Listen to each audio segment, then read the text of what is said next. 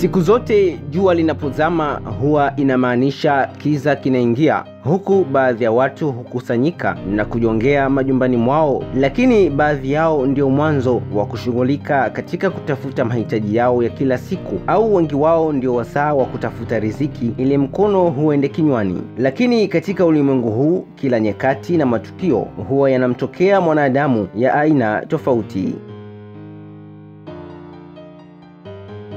Kutokana na shughuli zetu sisi wanadamu huwa siku zote tunakutana na kufahamiana na watu tofauti na katika sehemu mbalimbali, mwisho wa siku tukijaribu kuyaeleza yale yanayotusibu katika maisha na kupeana mawazo ya namna ya kuyatatua na hatimaye kufikia mwisho wa kuwa ndugu zaidi ya urafiki.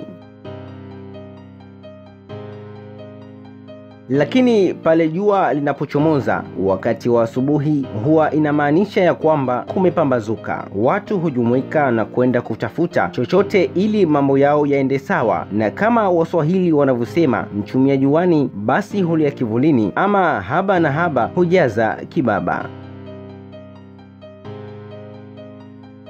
Nimeanza na misemo hii nia na madhumuni yangu ni kukupa historia ya mtu mmoja ambaye alikufa pembezoni mwa fukwe za bahari. Mpaka sasa jina lake halisi limesalia kuwa kitendawili zaidi ya miaka 70 baada ya kifo chake.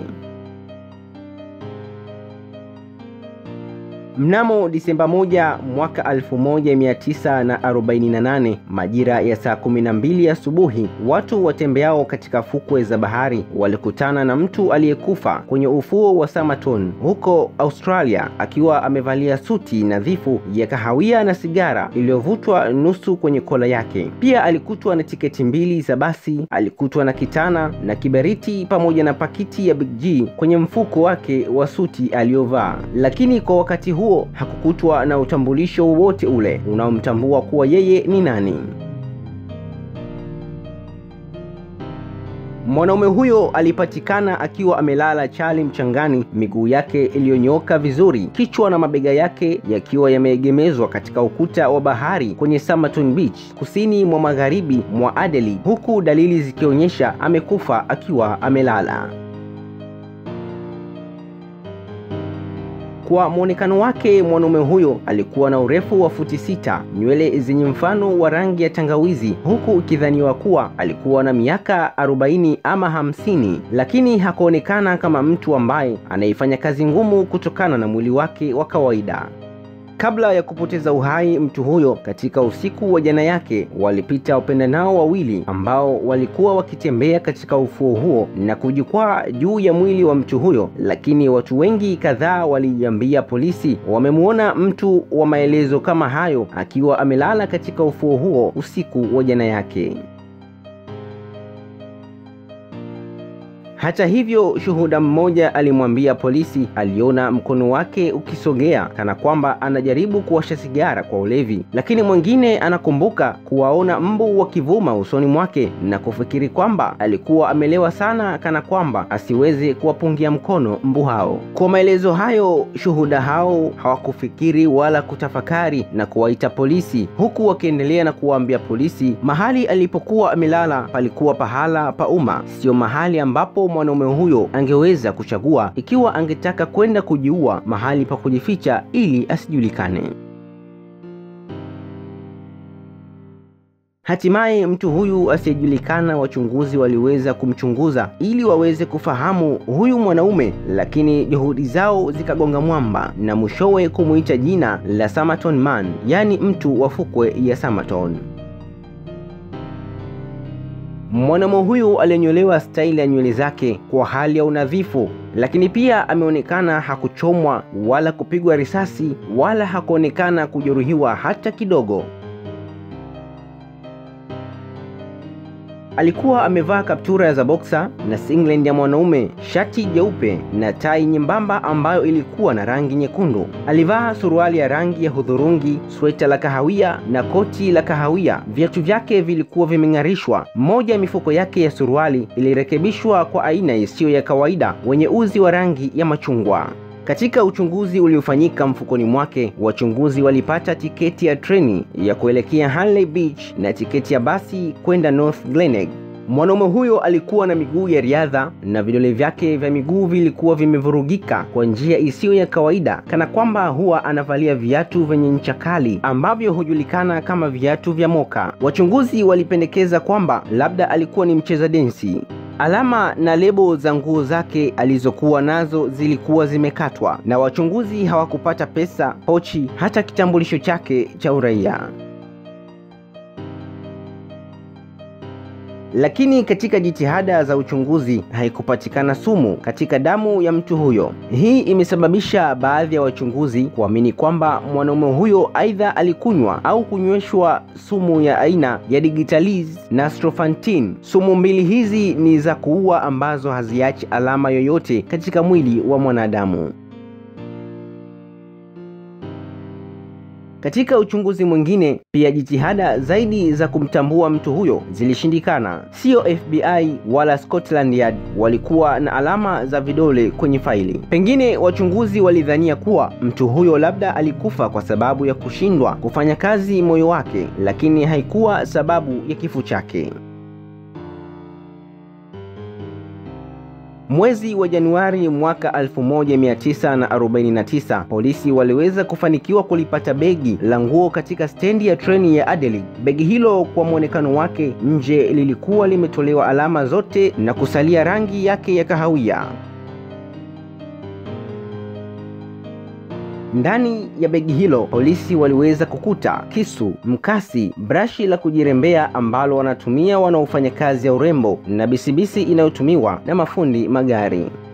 Hata hivyo, ndani ya begi hilo polisi walifanikiwa kupata koti la mwanaume huyo lililotelekezwa katika kituo cha reli ya Adelaide. Moja ya rangi ya koti lililokutwa kwenye begi hilo lilikuwa limeshonwa na uzi ule ule wa rangi ya machungwa iliyoshonwa kwenye suruali ya Somerton Man, na kukuta nguo zingine ziliandikwa neno T-Kin. Hii hata hivyo haikutoa miongozo wala maana yoyote ile.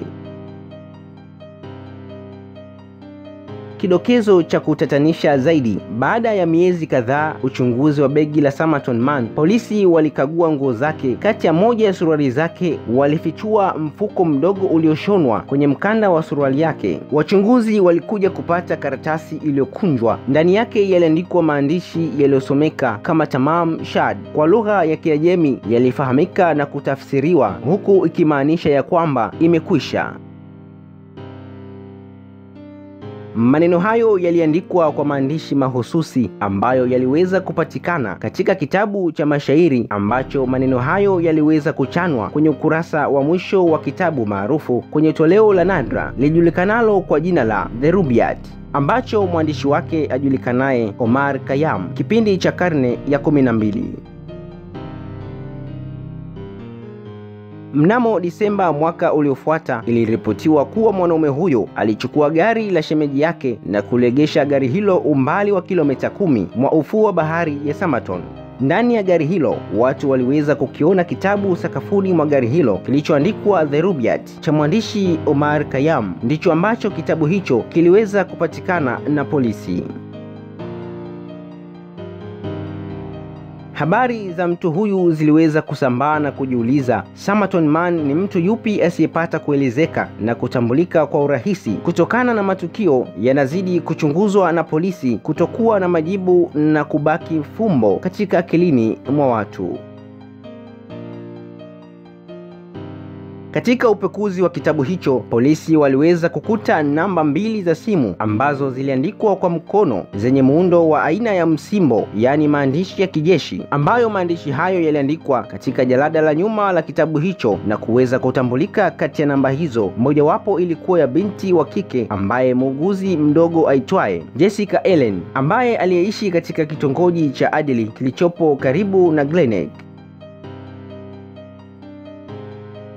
Polisi walifanya mawasiliano na Thompson ama Jessica Joe. Wakati wa mazungumzo na kuhojiwa na polisi, alikuwa ni mtu wa kusitasita, yaani kama mtu mwenye wasiwasi, na kuambia polisi kuwa mwanaume huyo hamfahamu kabisa. Japokuwa polisi walifanya uchunguzi na kugundua kile kitabu walichokikuta ndani ya gari hilo kilichoandikwa The Rubaiyat cha Omar Khayyam, na kusemekana ndicho ambacho Jessica alimpatia mwanaume huyo kama zawadi.